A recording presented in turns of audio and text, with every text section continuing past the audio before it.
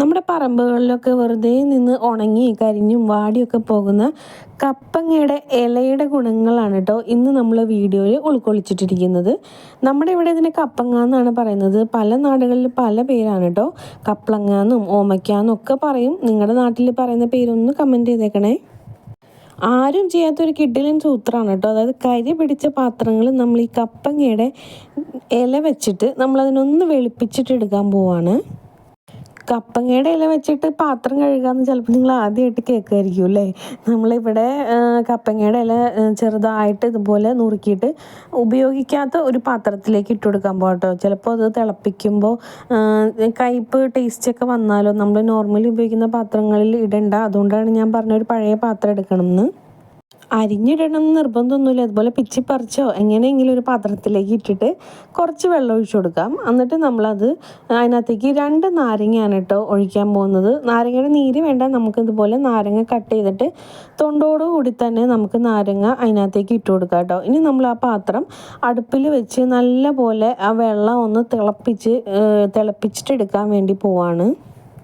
നാരങ്ങയുടെ ഗുണം പിന്നെ ഞാൻ പറയണ്ടല്ലോ, നല്ലൊരു ആസിഡ് പവർ ഉള്ളതുകൊണ്ട് തന്നെ നമ്മുടെ പാത്രങ്ങളൊക്കെ നല്ല വെട്ടിത്തിളങ്ങാനും നാരങ്ങ കൊണ്ടിട്ട് നമുക്ക് പറ്റൂ കേട്ടോ.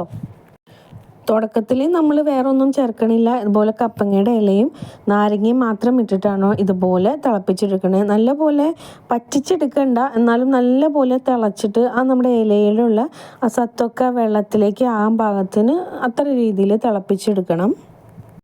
പിന്നെ നമ്മൾ തിളപ്പിച്ച് ആറാനായിട്ട് മാറ്റി വെച്ചിട്ടുണ്ടായിരുന്നു. വലിയ കളർ വ്യത്യാസമൊന്നും ഉണ്ടാവില്ല കേട്ടോ വെള്ളത്തിന്.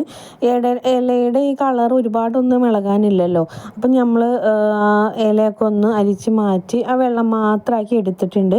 അതിനകത്തേക്ക് നമ്മൾ കയ്യിൽ ഒരു പിടി ഉപ്പാണ് ഇട്ട് കൊടുക്കുന്നത്. പിന്നെ നമ്മൾ സാധാരണ പാത്രം കഴുകാൻ ഉപയോഗിക്കുന്ന ഏതെങ്കിലും ഒരു ഇതുപോലത്തെ ലിക്വിഡ് ഒഴിച്ചു കൊടുക്കാം. എന്നിട്ട് നല്ല പോലെ എല്ലാം കൂടി മിക്സ് ചെയ്യാം. നല്ലപോലെ മിക്സ് ചെയ്തെടുത്തിട്ട് ഞാനിവിടെ ഒരു ഫ്രൈ പാനാണ് കേട്ടോ എടുത്തേക്കണേ. അപ്പവും ചപ്പാത്തിയും ദോശയൊക്കെ ചുട്ട് നല്ലപോലെ കരി ആയിട്ടുണ്ട് പാത്രത്തിൻ്റെ അടിയിൽ. ഞാനിത് കാണിക്കാൻ വേണ്ടിയിട്ടാണ് കരിയൊന്നും തേച്ച് കഴുകാതിരുന്നത്. നമ്മൾ ലിക്വിഡ് ഒഴിച്ച് നമുക്കിതൊന്ന് വാഷ് ചെയ്തിട്ട് നോക്കാം. നമ്മളിതുപോലെ കലക്കി വെച്ചേക്കുന്ന നമ്മുടെ ലിക്വിഡ് നമ്മുടെ ഫ്രൈ പാനിൻ്റെ ബാക്ക് സൈഡിൽ ഇതുപോലെ ഒന്ന് ഒഴിച്ചു കൊടുക്കാം കേട്ടോ. എല്ലാ സ്ഥലത്തും ആകാൻ പാകത്തിന് ഒഴിച്ചു കൊടുത്തിട്ട് അപ്പം തന്നെ നമ്മൾ കഴുകരുത് കേട്ടോ. കുറച്ച് നേരം അത് റെസ്റ്റ് ചെയ്യാൻ വേണ്ടി മാറ്റി വയ്ക്കുക. സമയം ഉണ്ടെങ്കിൽ ഒരു മണിക്കൂറൊക്കെ വെച്ചിരുന്നാൽ നല്ലതായിരിക്കും കേട്ടോ. നമ്മുടെ ജോലികളൊക്കെ കഴിഞ്ഞിട്ട്, അതായത് ഫ്രൈ പാൻ്റെ ഉപയോഗമൊക്കെ കഴിഞ്ഞിട്ട് അവസാനം നമുക്ക് ഇതുപോലെ കഴുകി, അതായത് ലിക്വിഡ് ഒഴിച്ചിട്ട് വെക്കുകയാണെങ്കിൽ കുറച്ച് സമയം അവിടെ ഇരുന്നോളൂല്ലോ. ഫ്രൈ പാൻ്റെ ഉപയോഗമൊക്കെ കഴിഞ്ഞിട്ട് നമുക്ക് ഇതുപോലെ ഇത് ഒഴിച്ച് വെച്ചിട്ട് 1 മണിക്കൂർ കഴിഞ്ഞിട്ടായിട്ട് ഞാനിപ്പോൾ ഇവിടെ തേച്ച് കൊടുക്കാൻ പോണത്. ഒരു സ്ക്രബ്ബർ എടുത്തിട്ട് നല്ലപോലെ തേച്ച് കൊടുക്കാം കേട്ടോ. നമ്മൾ ഉപ്പും നാരങ്ങയും പിന്നെ ലിക്വിഡും ഒക്കെ ഒഴിച്ചിട്ടുണ്ടല്ലോ. പോരാത്തതിന് കപ്പങ്ങയുടെ ഇലയുടെ നീരുണ്ട്. നല്ലൊരു നിങ്ങൾക്ക് തന്നെ വ്യത്യാസം കാണാൻ കഴിയുന്നില്ലേ എങ്ങനെ ഇരുന്നത് നമ്മുടെ പാത്രം. ഇപ്പം നല്ല പോലെ തന്നെ വെട്ടിത്തിളങ്ങുന്നുണ്ട്.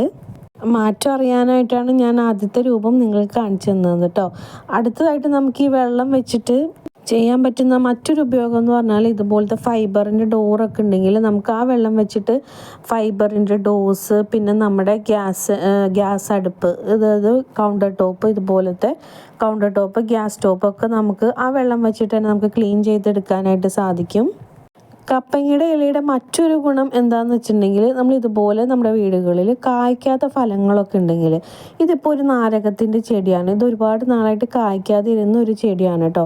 അപ്പോൾ ഇങ്ങനത്തെ ചെടികളും തൈകളൊക്കെ നമ്മുടെ വീട്ടിലുണ്ടെങ്കിൽ ഈ കപ്പങ്ങയുടെ ഇല നമ്മൾ അതിൻ്റെ ചോട്ടിലായിട്ട് ഇടരുത്. ജസ്റ്റ് ഒരു ഇച്ചിരി നീക്കിയിട്ട് നമ്മളിതുപോലത്തെ കായ്ക്കാത്ത മരത്തിൻ്റെയൊക്കെ ചോട്ടിൽ ഇതുപോലെ മറ്റേ കരിയിലയും പേപ്പറൊക്കെ വെച്ച് കത്തിച്ചിട്ട് അതിൻ്റെ മേലെ ഇതുപോലെ 2-3 കപ്പങ്ങയുടെ ഇല അതിൻ്റെ മേലിൽ വെച്ചിട്ട് ആ പുക അടിക്കാൻ പാകത്തിന്, അതായത് നമ്മുടെ ആ ചെടിയുടെ തൊട്ട് സൈഡിലായിട്ട് ഇതുപോലെ തീയിട്ട് കൊടുക്കുകയാണെങ്കിൽ ആ പുക അടിക്കുമ്പോൾ നമ്മുടെ കായ്ക്കാത്ത മരങ്ങളിലൊക്കെ കായ്ഫലം ഉണ്ടാവാനായിട്ട് വളരെയധികം സഹായകമാണ്. അതുകൂടാതെ തന്നെ നമ്മുടെ വീടുകളിലൊക്കെ ഇപ്പോൾ സന്ധ്യാസമയമാകുമ്പോൾ നിറയെ കൊതുകിൻ്റെ ശല്യമൊക്കെ ഉണ്ടാവും അല്ലേ. കുട്ടികളുള്ള വീടാണെങ്കിൽ നമുക്ക് കടയിൽ നിന്ന് വാങ്ങിച്ച് വെക്കുന്ന കീടനാശിനികളും അല്ലെങ്കിൽ കെമിക്കൽ അടങ്ങിയ പല കൊതുക് തിരികളും ഒക്കെ കത്തിച്ച് വെക്കുന്നതിനേക്കാളും ഏറ്റവും നല്ലൊരു മാർഗ്ഗമാണ് കേട്ടോ നമ്മുടെ വീട്ടിൽ ഇതുപോലത്തെ കപ്പങ്ങയുടെ ഇല. സന്ധ്യയാകുമ്പോൾ നമ്മൾ ഇതുപോലെ തീയിട്ടിട്ട്, അതായത് കരിയിൽ ഇട്ടിട്ട് അതിൻ്റെ മേലെ ഇതുപോലെ ഇടുകയാണെങ്കിൽ അതിൻ്റെ പുക അടിച്ച് നല്ല പോലെ കൊതുകിന് ശമനം ഉണ്ടാവും. കൂടാതെ ഇതുപോലത്തെ കായ്ഫലം ഇല്ലാത്ത ചെടികളിൽ അതിൻ്റെ കായ്കൾ പൂക്കാനൊക്കെ സഹായകമാവും കേട്ടോ. ഇത് ഒരുപാട് നാൾ മുന്നേ എടുത്ത് വെച്ച വീഡിയോ ആണ് കേട്ടോ. ഒരുപാട് തടസ്സങ്ങൾ വന്നുകൊണ്ട് ഇപ്പോഴാണത് പോസ്റ്റ് ചെയ്യാൻ പറ്റിയത്.